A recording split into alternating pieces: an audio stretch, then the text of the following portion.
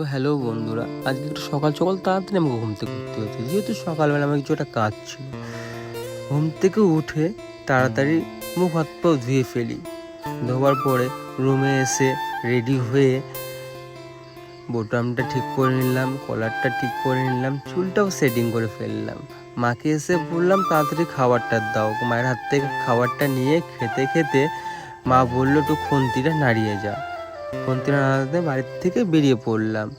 যেহেতু আমি আজকে রায়গঞ্জ যাওয়ার উদ্দেশ্যে বেরিয়ে পড়লাম।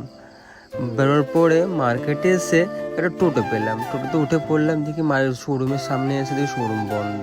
সকালবেলা এত সুন্দর প্রাকৃতিক দৃশ্য দেখতে দেখতে বন্ধুর সঙ্গে দেখা, কখন আমি রায়গঞ্জে পৌঁছে গেলাম টেরও পারলাম না। ওকে টাটা করে দেখি একটা হিরোর দেখা, হিরো চলে গেল। আমার কাজ আমি করে ফেললাম, কাস্টমারকে ডেলিভারি দিলাম। যদি ভিডিওটা ভালো লেগে থাকে তো লাইক শেয়ার ফলো করে নিন।